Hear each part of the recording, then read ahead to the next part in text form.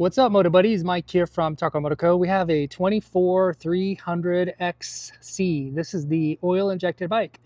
This is the one where you have to pre-mix. So the KTM two-strokes have come in two different distinct variations in the last couple of years. You have the TBI and then you have the TPI. So the throttle body injection versus the tuned port injection. And so the TBI is the latest generation. That's what we have here. And then that comes in two distinct flavors. You can get them in premix, which is the XC, which is like the sport bike model, the race competition model, or the XCW, and that's the injected bike. And that has a more relaxed feel, more relaxed power band. That's more of a two-stroke dual sport bike, as it were. So it's not really a plated proper dual sport, but it is the more trail-oriented enduro bike, whereas this is the competition machine.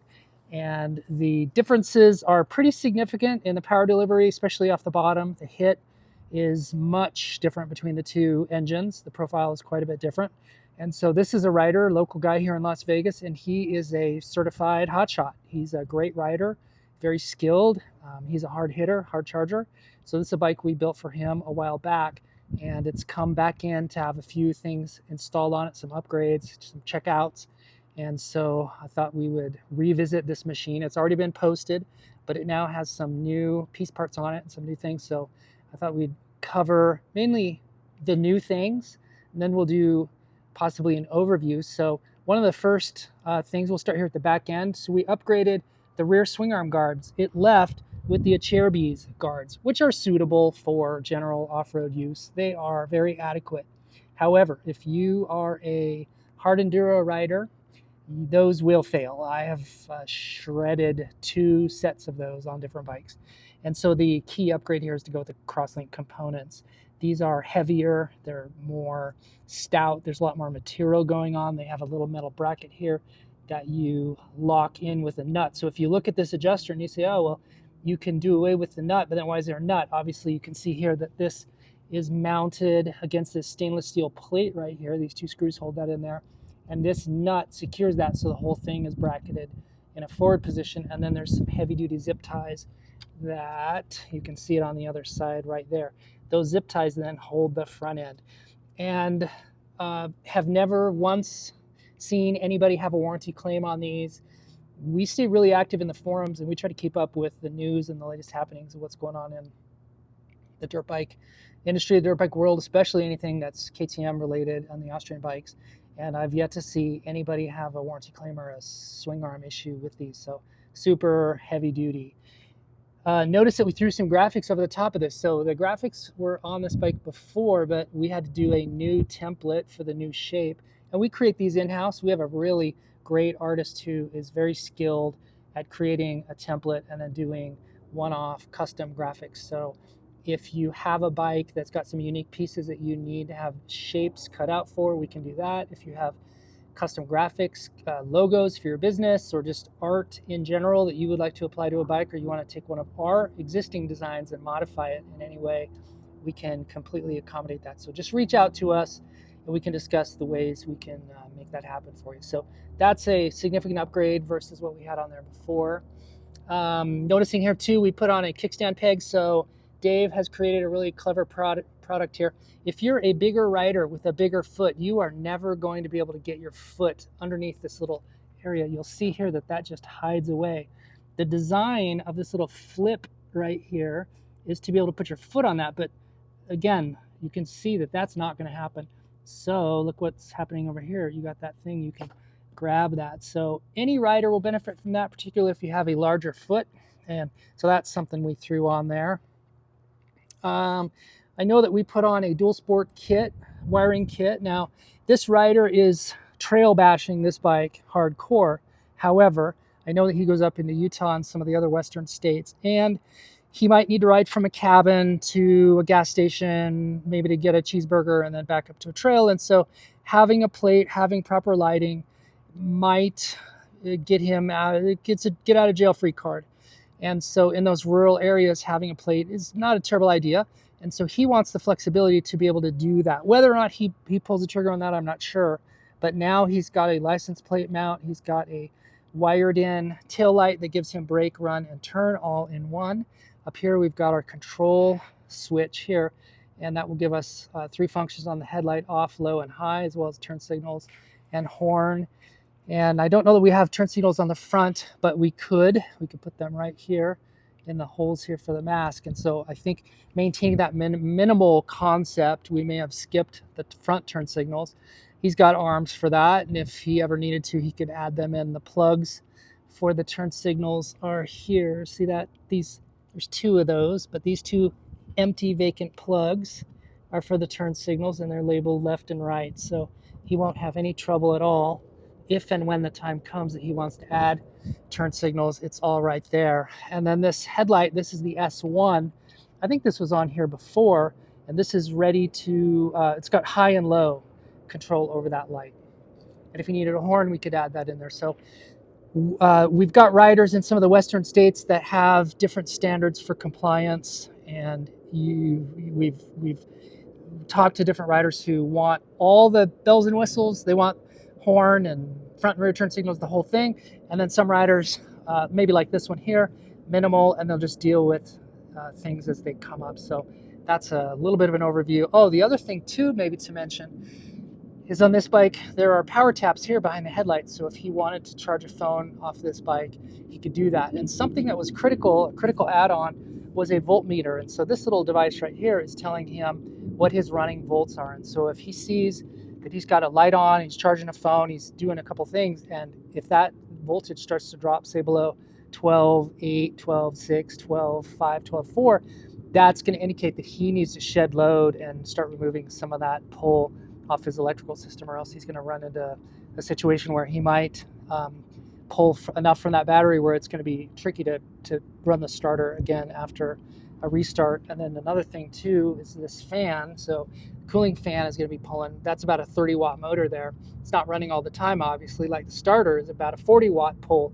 but those aren't running all the time, they're intermittent. And so it's tough to do math on something that is off and on without any regularity.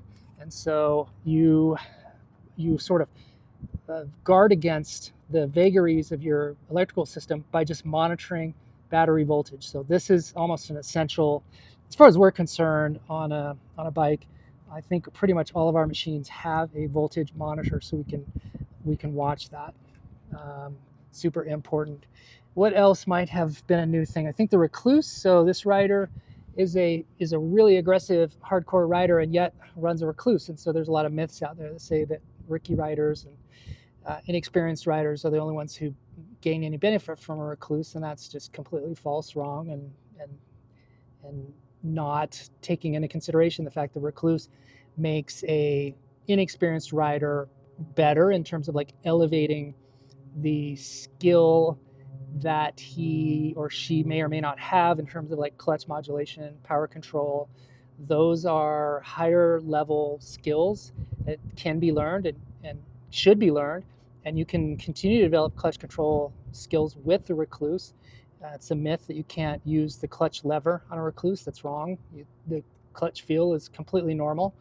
And for an advanced rider, it allows him to, like, for example, I use, not to call myself an advanced rider, but I've got a couple of miles under my belt, and I use the Recluse as a steering brake for the rear end. I like to trail brake, so when I come into a turn, I will typically be heavy on the rear brake, almost little to no front brake, and I'll use the rear locked up tire as a bit of a steer, like an anchor, to control the way the rear end of the bike comes around a turn. And by having a Recluse, I don't need to worry about remembering the timing of getting on the clutch and killing, the connection between the drivetrain and the engine in that deceleration moment or in that hard braking lockup moment. And so the Recluse will handle that for me automatically. So there's a little robot in there that's managing those clutch power on and off moments. And it's fantastic. So there's just a lot to be gained with having a Recluse on a bike, regardless of the skill level that you're on. And so anyway, this was an upgrade that happened on this bike as well. Here's something to point out. Now notice that this metal, the oil filler cap has got some gouging on it. That's because this has taken some rock damage.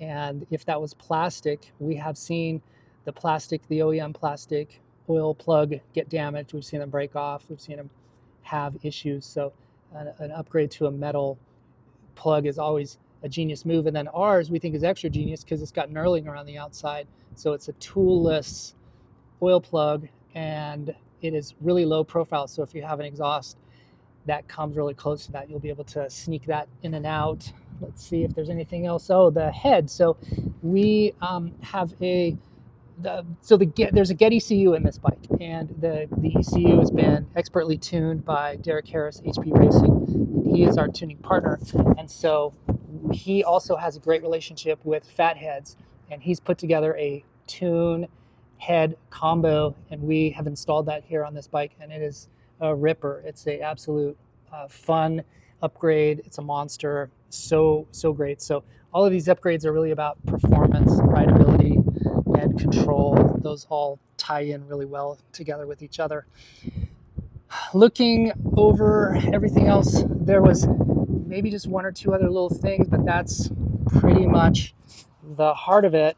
I'll do some flybys, so we'll just kind of fly over some of the stuff. I won't bother narrating everything that happened on this bike. We've already covered a lot of that, but this will just give you a visual look at some of the awesomeness of what's going on here. This here is the turn signal indicator light. So that's your green flashing, your turn signals are on dummy light that you get on an EXC bike, on any of the plated street legal bikes. We install that and have that for our dual sport kits on the non-plated bikes.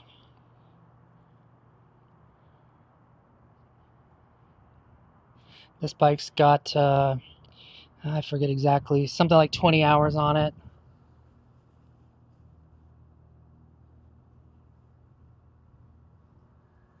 It's been rock bashed and full send. We had to change some of the graphics panels due to scratching, gouging, tree damage, and maybe that's another thought about having custom graphics on a bike, is they not only protect the plastics, but if you trash a panel, you can reorder that. We can reprint, send that out to you. These Molecule skid plates, well, they're not skid plates, but made by Molecule. These right now are some of my favorite handguards, and let me walk you through that. I think there's some unique things that are going on with these. First of all, they're UHMW. They're thicker than the skid plate material, but then as I say that, I look at these two and I think they're probably pretty close to each other. I'm guessing that's about 6 to 8 millimeters and maybe 1/4 inch. And I bet these handguards are a little thicker. You know, here's the deal. I think they're thicker here, but then they've been milled to be thinner here, and that's really clever. I hadn't quite noticed that before. So this is the original thickness, with some of this has been taken away. They mount here, rigid mounting to the bar. And I should tell you that we are working with Seth on an arm for the dual sport bikes. You typically don't see these on the dual sport bikes because you end up having quite a few different pieces of control. So you've got your like ECU switch and a lighting switch, and there's other stuff. And so you end up losing a lot of bar space. And so we're working on a new arm here that will mount in such a way as it will not take away from available bar space. That's a little tidbit I can tell you about. So here's back to these. They are really flexible in terms of like they have a lot of give. Sometimes when a bar mount is super rigid and you whack into a tree, if this flexes and absorbs some of that energy, that's less imparted into the handlebar assembly and less likely that you'll get a big whip back and forth from that impact.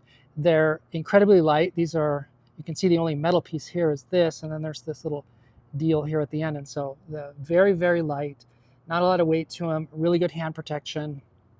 I think they look really good.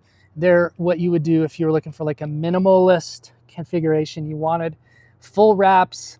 They offer great lever protection, minimal weight. I think that's a fabulous way to go.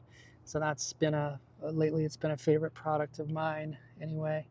If you have any questions about this bike, building a bike, setting a bike up, configuring a machine, suspension, graphics, a fly-in program or build-in-a-box program.